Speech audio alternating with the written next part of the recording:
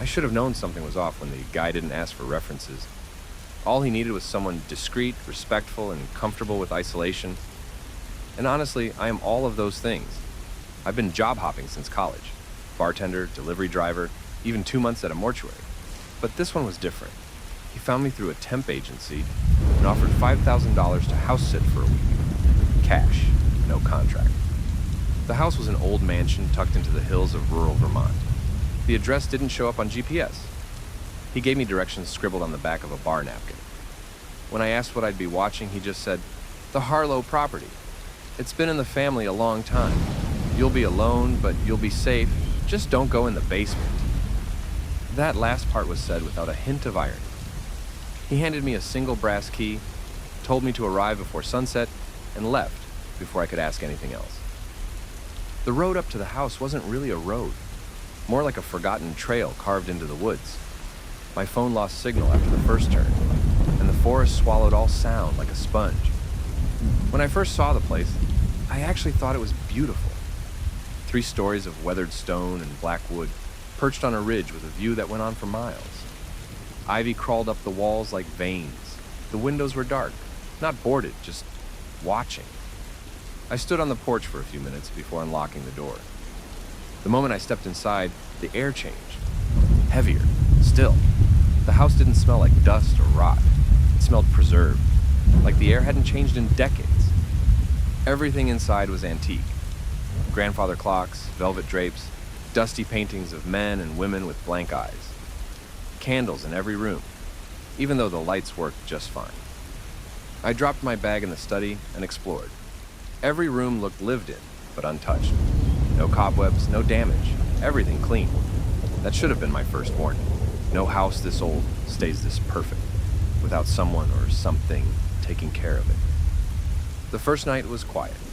Too quiet. There were no crickets, no owls, just a thick silence that felt like it was listening. I tried watching something on my laptop, but the screen kept flickering. Eventually, I went to bed in one of the upstairs rooms. High ceiling, fireplace, a bed too big for one person. The room was cold, even with the fire lit. I woke up around 3 a.m. with the blankets on the floor and the door wide open. I remember locking it. Told myself maybe I was sleepwalking, but then I saw it. On the wall above the fireplace, a painting that hadn't been there before. It was me, standing on the front porch, wearing the same clothes from earlier. The detail was perfect, too perfect. And in the window behind me, barely visible, was the outline of a woman, watching. I tore the painting off the wall, flipped it around. No signature, no date, just 4 words scratched into the canvas. "You've already been here." I barely slept after that. The next morning, I decided to call the man who hired me. No signal. Landline, dead. I tried to leave, to get in my car and drive back down the trail. The car wouldn't start. Battery was fine, fuel, full, but the engine wouldn't even turn over. Then I looked up the path, and it wasn't there. Just trees, dense, endless, like they'd grown overnight and swallowed the road whole. I walked for half an hour in what I knew was the right direction, then ended up right back at the house, standing on the porch, wearing the same clothes from the painting. I checked my phone. The date hadn't changed. The time was 3:33 p.m. Every time I looked, it was still 3:33. I tried to calm myself, tried to make sense of it. Maybe I hit my head, maybe I was dreaming. I went back inside, opened the fridge.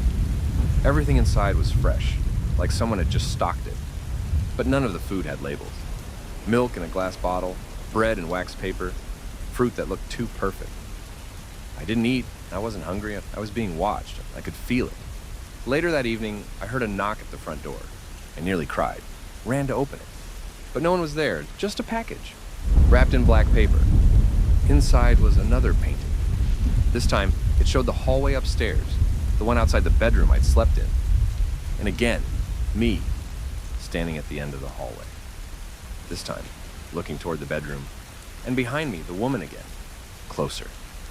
That night, I heard music, software, faint, like a music box echoing down from the 3rd floor. I hadn't been up there yet. There were no lights, but the melody was clear. A lullaby I didn't recognize, but somehow knew. The stairs creaked under my feet, but not like wood. More like breathing. With every step, the air got colder. The music got louder, and then it stopped, all at once. The hallway at the top was lined with closed doors. But one of them, the last one, was cracked open. Inside was a nursery. Old toys, rocking horse, crib. And on the wall, every painting I'd seen, framed, lined up, chronological. The porch, the hallway, the bedroom. Me. And next to the newest one, a blank canvas, still wet.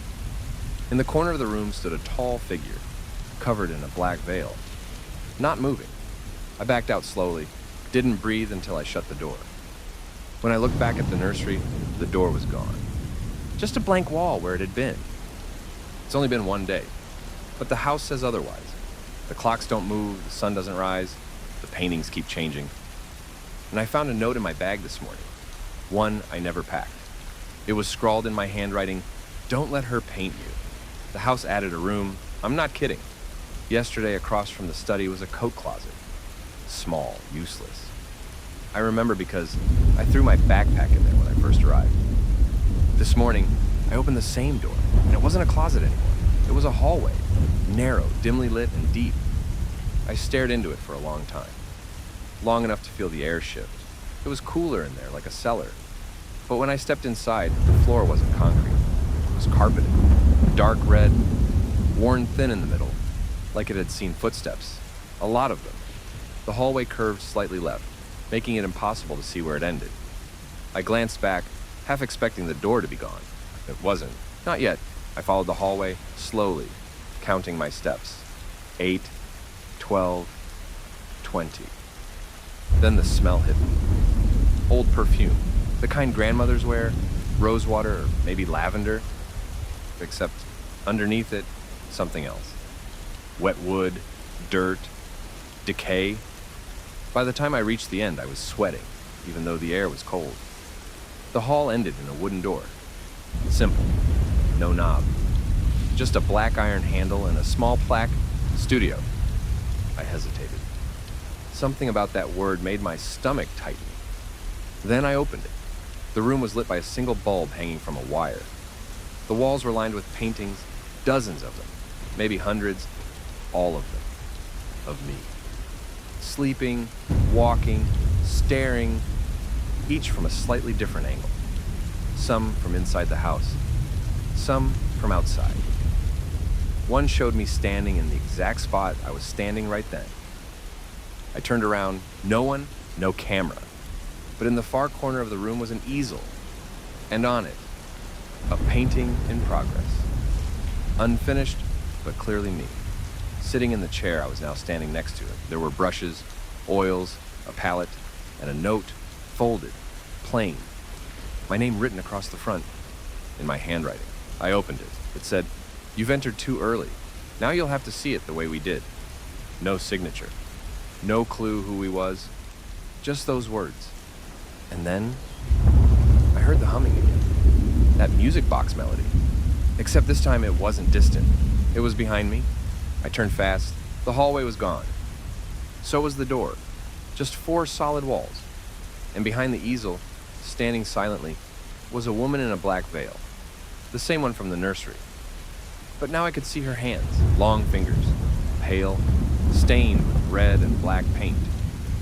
They didn't shake, didn't twitch. They just held a brush, mid-stroke, as if I'd caught her in the middle of painting. She didn't speak, didn't move, just tilted her head and smiled.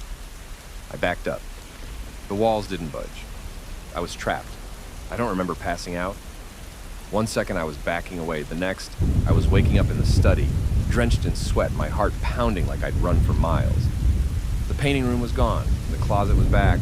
My backpack still inside of me, but my hands? Stained. Red and black paint under every fingernail. I wanted to leave. I really did. I tried again to walk down the trail, compass in hand. But every time I passed the edge of the property, the sky turned gray. Not cloudy, blank. Like something was wiping it away. I'd take 20 steps and end up back at the house. Every single time. Like it was orbiting me, or I was orbiting it. Back inside, I noticed something else. The paintings in the halls were changing again.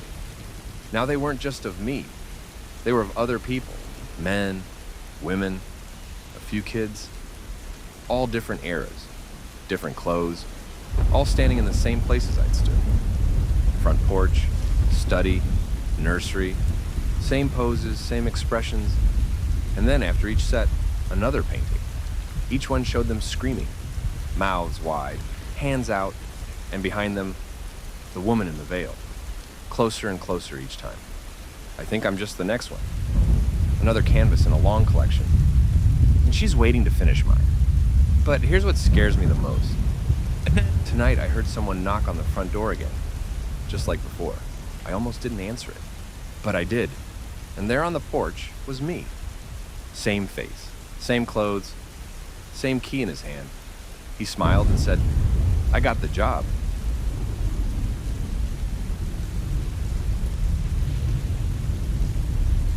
If you enjoyed this video, make sure to subscribe for more horror tales.